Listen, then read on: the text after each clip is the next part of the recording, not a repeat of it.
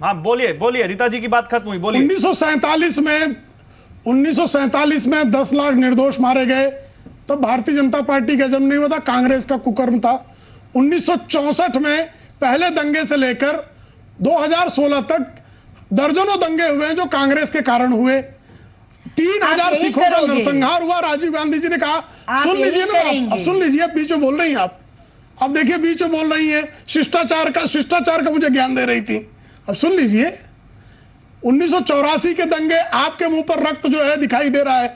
1993 के दंगों की लिस्ट गिराने हो गए तो कांग्रेस के जितने नेता होंगे उतने वजन का खून आपने जो है निर्दोषों का बहाया है, यह स्थिति है। दूसरी बात, आपने आरोप लगाया कि सपा और कांग्रेस के भी, सपा और भाजपा में ये कह रहे हैं कि एक मिलीभगत है। सपा जो है वो राहुल गांधी के खिलाफ अमेठी में उम्मीदवार नहीं उतारती, और अभी अभी अमर सिंह जी जो हैं जब राज्यसभा में नामित हुए तो उनका बयान आया कि मुझे जो है सांसद राज्यसभा के लिए नामित किया जा रहा है, यह खबर अहमद पटेल ने दी। तो किसकी मिलीभगत है, यह साफ स्पष्ट संकेत है। तीसरा इनका आरोप है जो पंखुड़ी जी ने लगाया कि भारतीय जनता पार्टी जो है वो जातियों की राजनीति करती है। एक ही परिवार के 21-22 लोग जो हैं वो विविध पदों पर बैठते हैं। यादव परिवार के थानों की लिस्ट निकाल लीजिए, 850 से अधिक थानेदार सिर्फ एक ही जाति के होते हैं। एक ही जाति का व्यक्ति जो है उसको किस तरह से जो है लोकायुक्त बनाने के लिए सुप्रीम कोर्ट तक को हस्तक्षेप करना पड़ा, ये सारे देश ने देखा।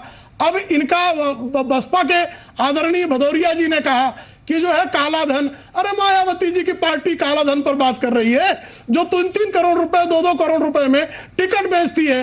काला धन के दलित की बेटी ना होकर जो दौलत की बेटी है वो काला धन की सबसे बड़ी 50,000 करोड़ रुपया काला धन की बात आप करेंगे।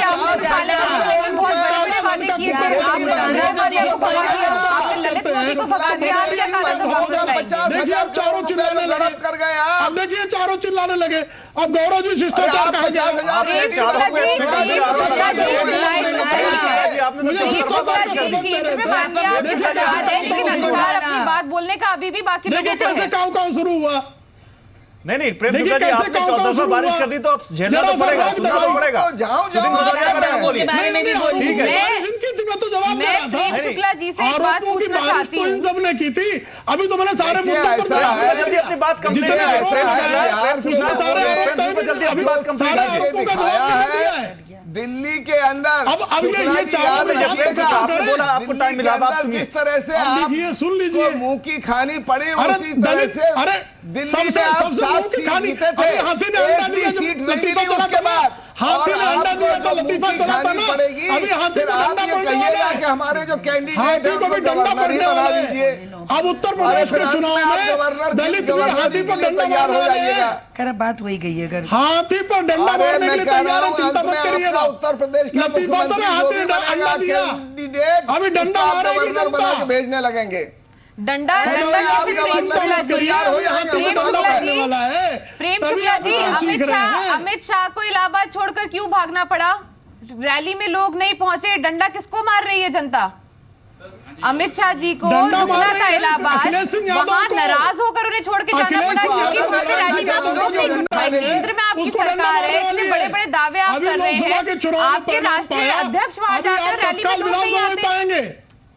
अरे आपकी तो ऐसी स्थिति है, जातिवाद का ऐसा इम्तिहान है कि आपके यहाँ इलाहाबाद पुलिस जो है वो कार्यक्रम करती है और मॉक ड्रिल में आतंकवादियों को भगवा कपड़ा पहनाते हैं इस तरह का। और आप जो है मजहब के आधार पर जातिवाद की बात आप कह रहे हैं, आपके नेता प्रधानमंत्री होने के बाद कभी कहते हैं मैं दलित का बेटा हूँ, कभी कहते हैं मैं पिछड़ों का बेटा हूँ। जातिवाद का इससे बड़ा उदाहरण क्या हो सकता है कि इतनी गरिमा के पद पे रहकर इस तरह की बात आपके नेता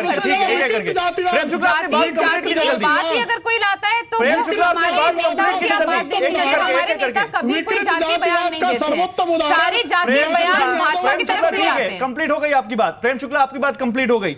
मोहम्मद अदीब मैं आपके पास आऊंगा, बहुत देर से आपने इन सबकी बात सुनी है। मोहम्मद अदीब, बीएसपी भी अब आपने सुना क्या कह रही है बीएसपी और बीएसपी का क्या दावा है।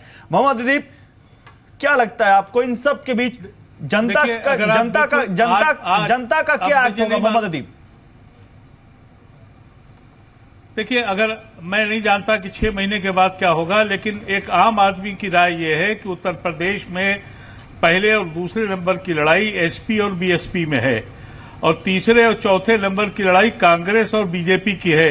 अगर दंगा न कराया और इतने झूठ नहीं बोले तो कांग्रेस नंबर 3 पे होगी और बीजेपी नंबर 4 पे होगी। ये आज की स्थिति है। 4 महीने के बाद क्या होगा मैं नहीं कह सकता। कांग्रेस 28 से कहीं ऊपर जाएगी मुंगेरी और लाल के मायावती हसीन और सपने, मुलायम सिंह के बीच की झगड़ा होगा। मुंगेरी लाल के हसीन सपने, ये मुंगेरी लाल के झगड़े हो, अदीबुद्दीन के हसीन और सपने, ये ऐसे हमारे सपने साथी आपने ने भी अभी 5 राज्यों में देखे। सबके दिखाए ये। अरे लेकिन आप तो मोदी जी को अमेरिका नहीं मध्य जाने दे रहे, प्रदेश इतना देखा ना के परिणाम। मेडिकल स्कैम पे ये चुप हैं, ये राजे के पैसे पे चुप हैं, ये मोदी ललित मोदी को भगाने में चुप है, आपको दिखाई ये नहीं दे माल्या रहे, को एमपी बना के पैसा खाने में चुप है। ये कुछ नहीं बोल रहे हैं। प्रेम शुक्ला अपनी बात कंप्लीट कर लीजिए। मोहम्मद अली 30 सेकंड अपनी बात कंप्लीट कीजिए। प्रेम शुक्ला उनकी बात हो जाए पूरी, फिर आप अपनी बात बोलिएगा। प्रेम अदीप जी 30 सेकंड अपनी बात कंप्लीट कीजिए। मोहम्मद अली 30 सेकंड। ये जो सब दूसरों के सब इल्जाम लगा रहे हैं अपने गलेबान में, ये मुंह डाल के देखें। अरे सर, अब आप कितने लोगों के साथ मत उठाइए सर। और आप अपनी बात रखिए, वो अपनी बात रखें। अब आप हमें ये भी हमारा प्रोरोगेटिव है, किसको बुलाएं किसको ना बुलाएं। प्रेम शुक्ला जी, हमने आपको भी बुलाया। आप ये अब आपने भी कोई सवाल उठा देगा तो हम मान लेंगे क्या? आप ये आप अपने मुद्दे की बात करिए ना। आप मुद्दे की बात नहीं कर रहे हैं, आप पर्सनल हो जा रहे हैं। Don't be personal.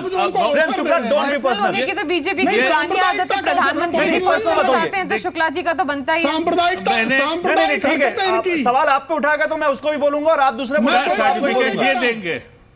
ठीक है रीता बगला, ठीक है ओके प्रेम शुक्ला जी, शुक्ला जी बताइए। नहीं आप उन पर सवाल उठा रहे हैं, आप उन पर सवाल ना उठा के उनके मुद्दे पे सवाल उठाइए। जिस मुद्दे पर वो बोल रहे हैं उस पर सवाल उठाइए। आप इस पैनल पे सवाल उठाएंगे तो उस पैनल में आप भी शामिल हैं।